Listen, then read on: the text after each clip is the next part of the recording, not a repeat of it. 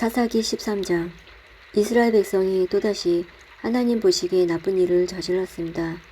그래서 하나님은 블레셋 사람이 이스라엘을 40년 동안 다스리게 하셨습니다. 소라성에 마노아라는 사람이 있었습니다. 마노아는 단 지파 사람이었습니다. 마노아의 아내는 아이를 낳지 못했습니다. 여호와의 천사가 마노아의 아내에게 나타나서 말했습니다. 너는 지금까지 아이를 낳지 못했다. 그러나 이제 임신하여 아들을 낳게 될 것이다. 너는 포도주나 독주를 마시지 마라. 부정한 것은 아무것도 하지 마라. 너는 임신하여 아들을 낳게 될 것이다.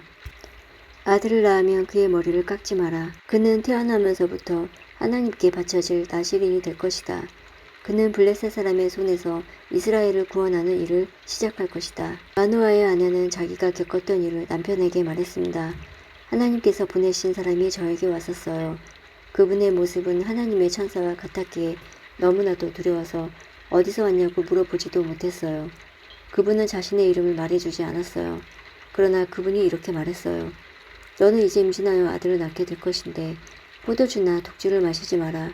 부정한 것은 어떤 것도 먹지 마라. 그 아기는 태어나면서부터 죽을 때까지 하나님께 바쳐진 나실인이 될 것이다. 그 말을 듣고 마노아는 여호와께 기도드렸습니다. 주여, 주께서 보내셨던 하나님의 사람이 저희에게 다시 오시기 바랍니다. 그래서 우리에게 태어날 아기에 대해 우리가 어떻게 해야 되는지 가르쳐 주십시오. 하나님께서 마노아의 기도를 들으셨습니다. 하나님의 천사가 마노아의 아내에게 다시 나타났습니다. 그때 마노아의 아내는 들에 앉아 있었습니다.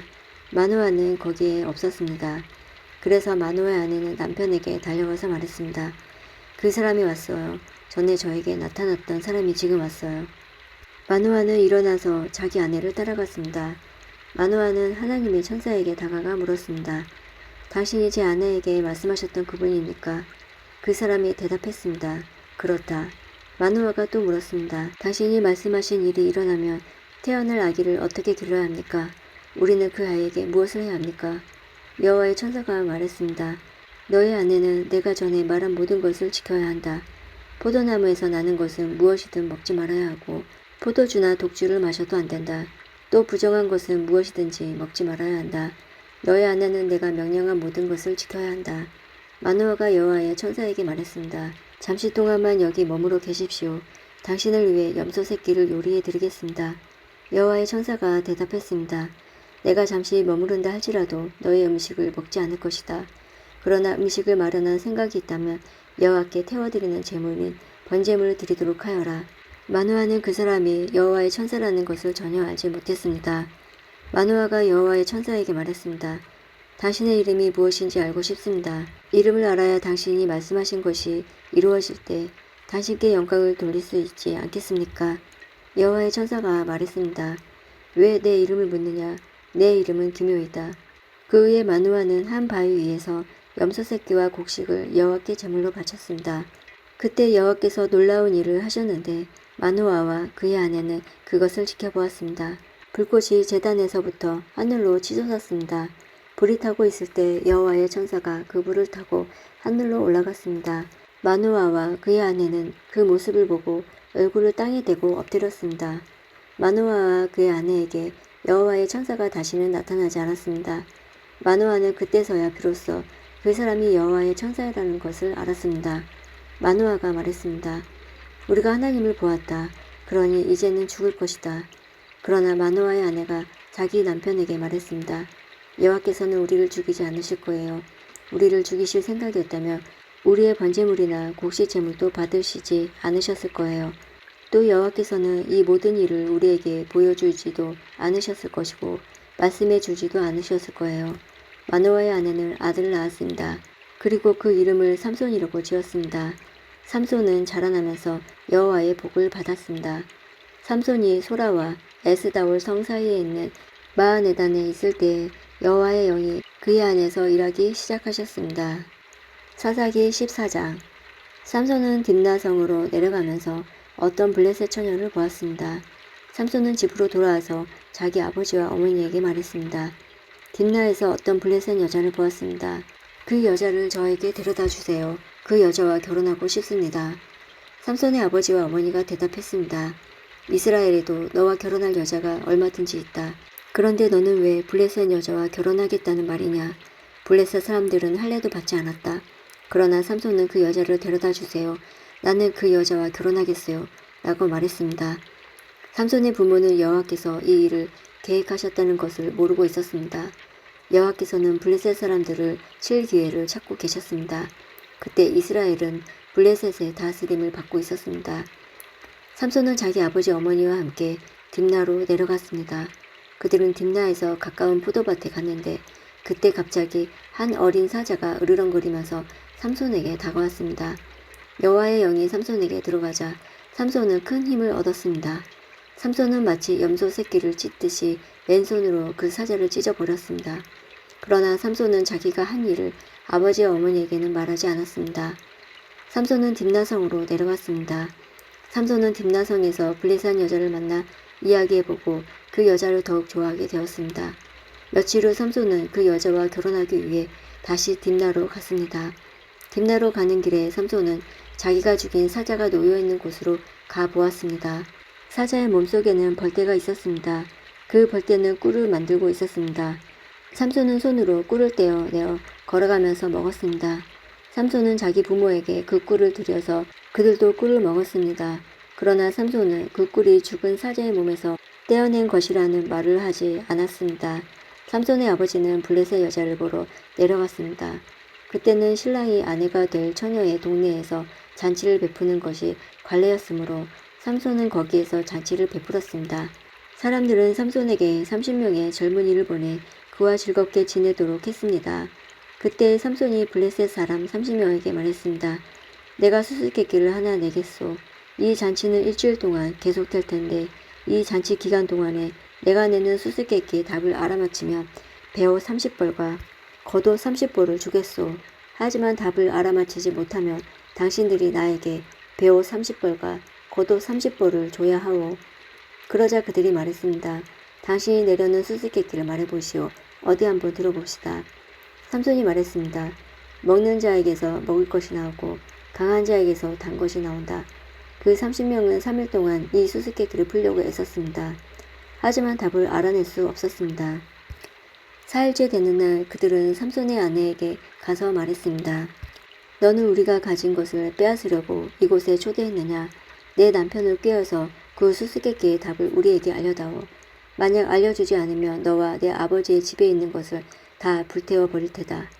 그래서 삼손의 아내는 삼손에게 가 울면서 말했습니다. 당신은 나를 미워하는 것 같아요. 당신은 나를 진정으로 사랑하지 않아요.